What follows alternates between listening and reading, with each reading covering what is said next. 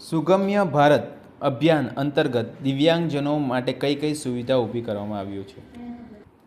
દિવ્યાંગજનોને સાર્વજનિક સ્થળો પર તેમજ સમાજમાં સામાન્ય માણસની જેમ સરળતા અનુભવે તે ખાતર સમાન તકો મળે અને હેતુ સુગમ્ય ભારત અંતર્ગત નીચે પ્રમાણે સુવિધા મળે, જેમ કે બરાબર દિવ્યાંગજનોને સરકારી અને જાહેર સંસ્થાઓમાં રેમ્પ એટલે કે ભોંયતળિયા જોડનાર ઢાળો વાળો રસ્તો હોય છે.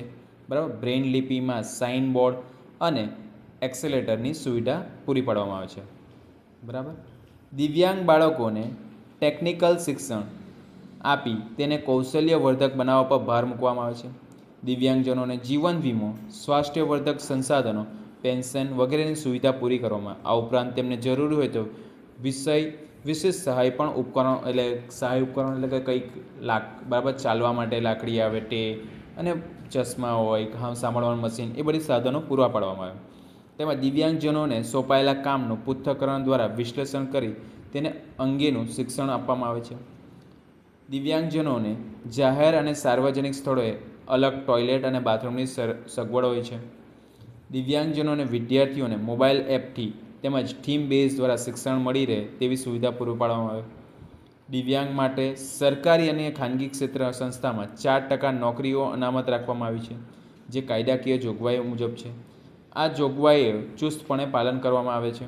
તેમજ દિવ્યાંગોને અભ્યાસ માટે શિષ્યવૃત્તિ તેમજ મુસાફરી માટે એસટી બસ પાસ અને રેલવે પાસ કન્સેશન વગેરે લાભો સરકારશ્રી તરફથી આપવામાં આવે છે. તેઓ ચુસ્તપણે અમલ કરવો જોઈએ. અને તમે બસ અને ટ્રેનમાં જાઓ તો એ લોકોની સીટ પણ એક હોય સ્પેશિયલ, બરાબર, ડબ્બો બી અલગથી હોય.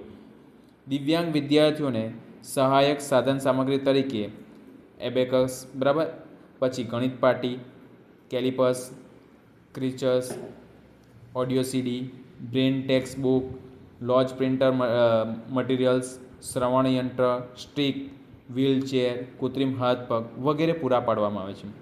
દિવ્યાંગો ખેલ મહાકુંભમાં ભાગ લઈ શકે તેવી વ્યવસ્થા પણ ગોઠવવામાં આવે છે. દિવ્યાંગોનો માટે બરાબર સુગમ્ય પુસ્તકાલયોની સુવિધા એટલે કે લાઇબ્રેરીની સુવિધા પણ હોય છે. પ્રતિ વર્ષ 3 ડિસેમ્બર કયો દિવસ ઉજવાય? વિશ્વ દિવ્યાંગ જન દિન, બરાબર, ઉજવવામાં આવે છે.